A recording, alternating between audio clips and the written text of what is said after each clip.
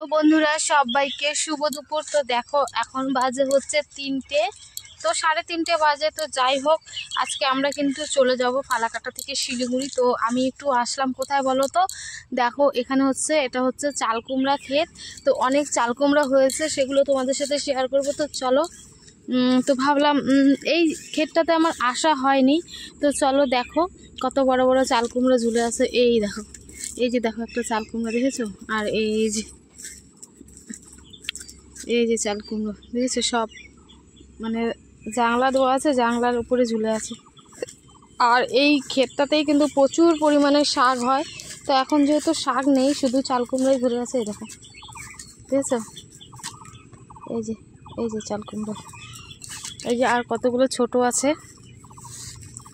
তাই না, গ্রামের ভিডিওতে ভিউ দারুণ, মানে পিছনের ব্যাকগ্রাউন্ডগুলো যে এত সুন্দর, মানে কি বলবো, তাই না।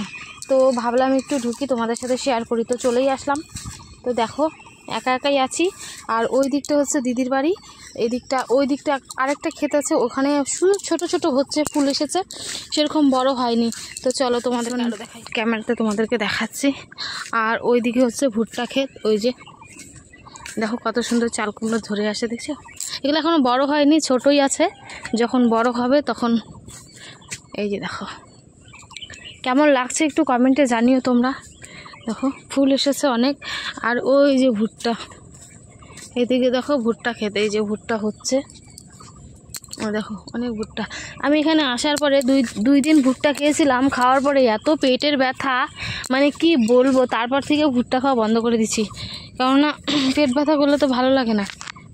এই দেখো চাল কুমড়োটা কত বড়, তাই না, সবুজ। এই দেখো একদম কচি, দেখেছো।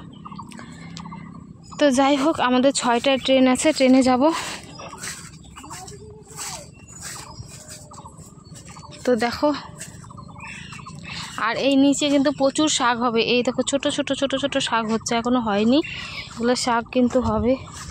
এর আগের বার যখন আসছিলাম 4-5 বছর আগে, তখন এদিকে প্রচুর শাক ছিল এই ক্ষেতটাতে। এখান থেকে অনেক শাক তুলেছি, প্লাস নিয়েও গেছি।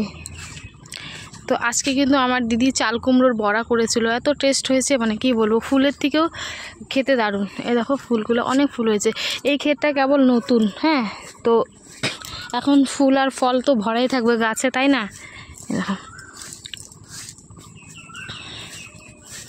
তো যাই হোক বন্ধুরা, তোমাদের কেমন লাগলো ভিডিওটা অবশ্যই কমেন্ট বক্সে জানাবে। এই দেখো এখান থেকে ঘাস তুলে নিয়ে গেছে, অনেক বড় বড় ঘাসও ছিল, বুঝছো। এই যে প্রথমে এটা আলু ক্ষেত ছিল, এই দেখো অনেক আলুর চারা আছে, তারপরে এখানে চাল কুমড়ো লাগানো হয়েছে। ভিডিওটা ভালো লাগলে অবশ্যই লাইক কমেন্ট শেয়ার করুন, অন্যকে দেখার সুযোগ করে দিয়ে। চলো টাটা।